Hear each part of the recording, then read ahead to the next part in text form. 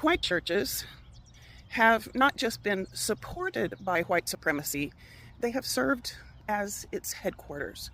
I know you don't want to hear that. They have taught white people that oppression is godly and that power belongs to us by divine right.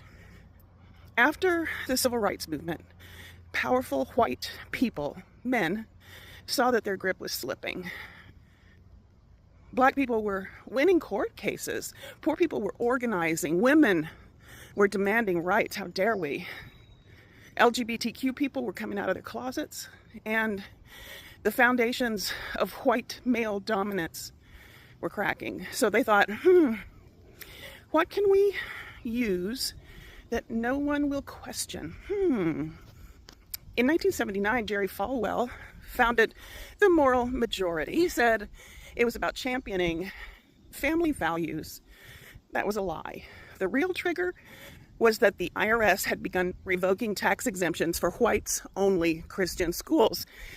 Those whites-only schools were created specifically to avoid integration. Falwell's own school, Liberty Christian Academy, was one of them. The platform of the Moral Majority ended up getting built around the issue of abortion. Although that wasn't the original plan, they basically test drove different topics to see which ones would resonate the most with the audience they needed to capture, which was white Americans, white Christian Americans. It had everything to do with maintaining the right to discriminate, yet still enjoy government benefits. This guy named Paul Weyrich, who was a conservative political strategist, he teamed up with Falwell to build a political base. He admitted that abortion had not really motivated white evangelicals until it became politically useful. Their real grievance was losing control over who could sit in their classrooms, walk into their churches, and live in their neighborhoods. Once they realized that abortion could mask their racial panic, they made that their headline issue.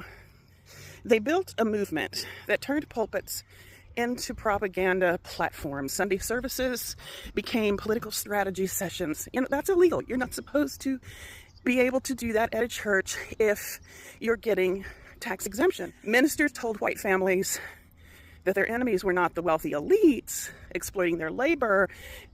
They were not the politicians cutting their wages and stealing their pensions. The churches pointed to the poor, the black, the brown, the queer, the immigrant. Those people are the ones that are taking food out of your children's plate.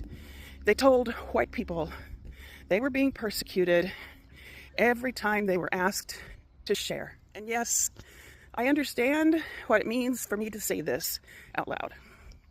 I know what it means to say that the church, something which is so sacred to so many, has been a central engine of the immoral institution of white supremacy. I know this will upset people.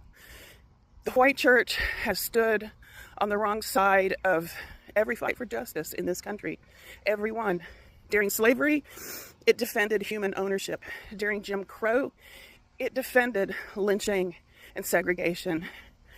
Christian church members attended lynchings and brought their children to steep them in that evil. During the civil rights movement, it defended denying benefits to black people.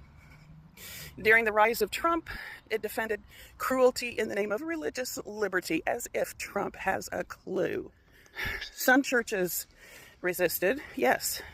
There are liberal churches who have a strong history of being on the right side of these issues, but most didn't.